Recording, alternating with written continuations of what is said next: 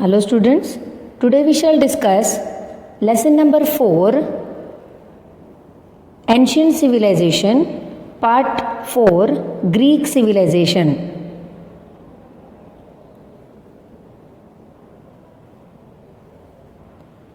Greek is a peninsula in the Mediterranean Sea. Small mountains and valleys have separated Greek from one another. Greeks belong to Indo-European race.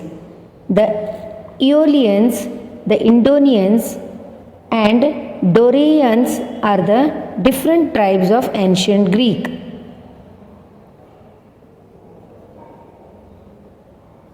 So Greek is separated in two parts. Greeks from, that is, mountains and valleys. And here we can discuss about the rise of the cities and states. 3000 years ago, every village of Greek had a king and a council of elders to advise him. As the trade between them increased, the villages slowly became towns and later large cities. These cities became city-states. Each city-state had its own army, administration and guardian deities. Though they were independent states, they were culturally united. Athens and Sparta are the most influential city-states. So 3000 years ago, every village of Greek had a king. Every village. So you can imagine how these states improved. And they also had advice of the elders. That is how to improve the city or the state. So in these conditions, there was improvement in agriculture, trade and also in the art and literature. Here the trade in the sense, the trade between the two states or two cities, maybe in terms of grains, metals or some other agricultural fields, they exchanged the things for goods and the trade started. In this way, the towns became the cities. And also they also had their deities. Deities in the sense, the gods and the goddesses. They worshipped the gods and goddesses in their own way. There were different idols of gods and goddesses. Now, political history. Athens was an ideal city-state and had democracy. That is, they had the government of democracy. Cleisthenes overthrew the kingship of Athens 2500 years ago and laid down the base of democracy. Later, the Pericles period started in Athens. His period is called as the golden period of Athens, as science, arts, literature and philosophy reached their pinnacle during this time. Pericles calls Athens as the school of Hellas. So here Athens, it was an ideal state, and Athens is the capital of Attica state. This was an ideal democratic state in Greece. The Pericle king in his period was called as the golden period of Athens, as science, arts and literature, philosophy, they reached at the high range at this time. Pericles called Athens as the school of Hellas, as it also had philosophers like Socrates, Plato, Aristotle. They belonged to Athens. And there was a lot of knowledge flourished in Athens. Now we shall speak about the Sparta. Sparta was the city of Dorians and it was a military state. When Persian king Darius waged war on Greece, Sparta and Athens rallied together and defeated Persia in the Marathon War. Later, a conflict arose between Sparta and Athens. Finally, Athens lost and became part of Sparta. Athens had a democracy and Sparta had military. That is, their government was military. And these two cities, they fought against and they rallied together, in the sense there was a fighting on their feet. That is Marathon War. They fought to each other and finally Athens lost. Sparta is far superior to Athens because their army was fierce and protective. Also, there were even the women, they had the equal freedom in their state. Now we shall go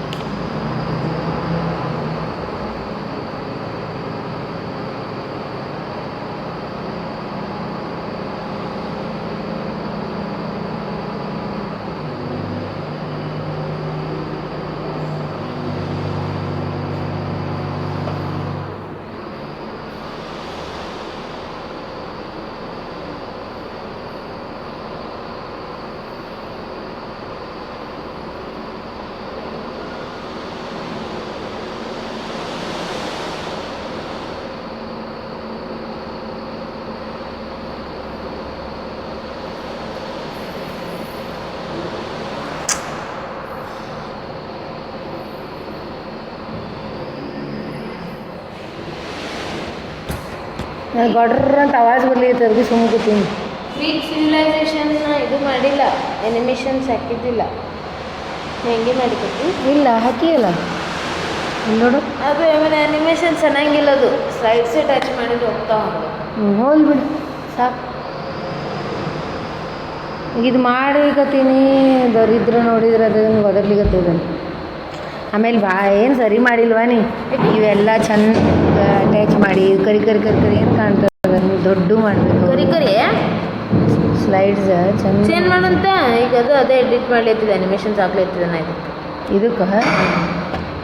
ಈಗ ನೀವು ಮಾಡಿ ಏನೀಗ ಮತ್ತೊಮ್ಮೆ ಓದಿರ್ತೀನಿ ಬಿಡು, ಏನಾಗಬೇಕಾಯ್ತು ಹೋದ್ರು ಇಲ್ಲ, ಇದು continue ಮಾಡ್ತೀನಿ, ಇಲ್ಲಿಗೆ ಬಿಟ್ಟುಬಿಡು.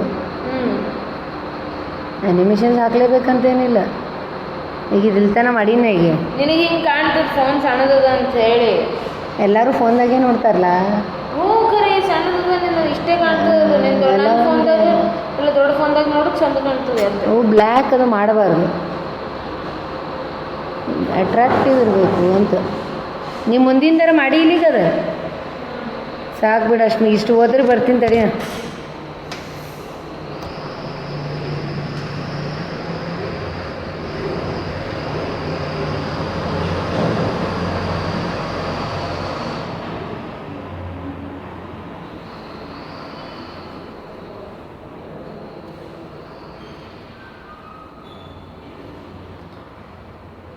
The contributions of Greeks to the ancient world was enormous. So this means that the Greeks showed their improvement in every way. there is a temple of Zeus, that is the supreme god of Greek. It is like a festival and related to the games.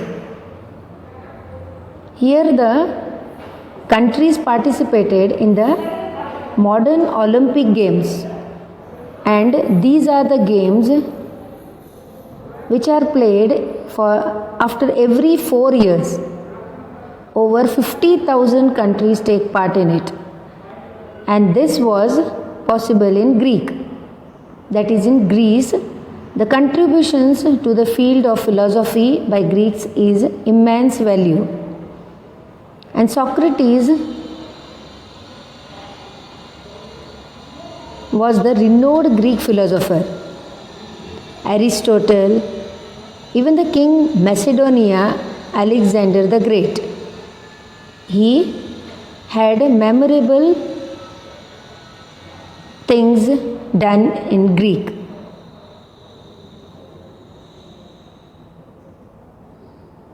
This is one of the memorable master discipline traditions in the world.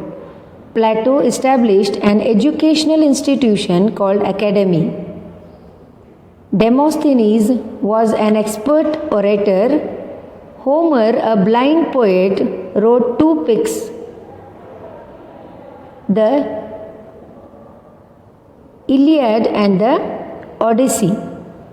The father of history, Herodotus and Thucydides, were great historians.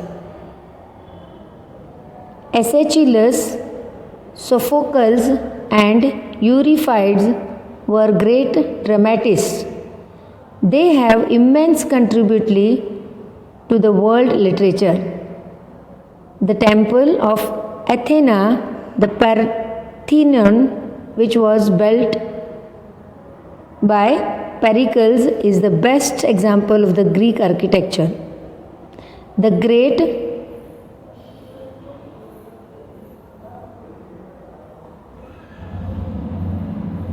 Greek sculptors expressed the natural human body and its structure. Myron was the best known sculptor, and Polygotonus was a famous painter. Euclid and Pythagoras were renowned mathematicians. The father of medicine, Hippocrates, was also a Greek. So all these explanations, as we have read now, in the contributions of Greeks, you can see the pictures below, how the Greek kings were. In this picture here, you can see the master discipline, that is dramatists. Dramatists in the sense the plays or the dramas written, and they used to play over it. The temple of Athena, the Parthenon, which was built by Pericles, that is Pericles was a king. He is the best example of the Greek architecture. Also, there was Greek sculptures, and they were most best known were Polynotus. He was a famous painter, and Euclid and Pythagoras were renowned mathematicians. Also, they were the father of medicine, Hippocrates, was also a Greek. All these improvements made Greeks victorious. The Greeks were victorious in the Battle of Marathon against Persians in 2500 years ago. Philippides ran 24 miles to convey this message of victory and died after communicating the message. In his memory, marathon race was included in the Olympics. Marathon race is passing the racers, that is, they have to run at a distance and they have to pass the stick, and the former have to run the above space. So that was called as the marathon race. And Philippides, in that time, marathon race took place because he had to convey the message of victory, and after running such a big distance, that is 24 miles, he died communicating the message, and in his memory marathon race is included. The Macedonian king Philip destroyed the democratic system in Greece. His son Alexander was a great conqueror. At the age of 20, he set out to conquer the whole world. He waged wars against Egypt, Babylonia, Persia, and set foot on the Indian soil. He built the city of Alexandria in Egypt. He died on the way back to his country at the age of 32.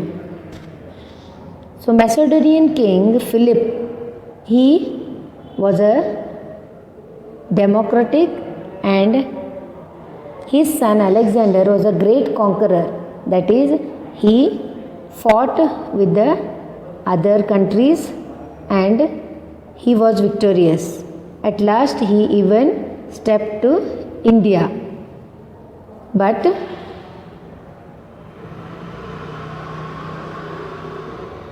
he died on the way back to his country at the age of 32. So this was all about the Greek civilization.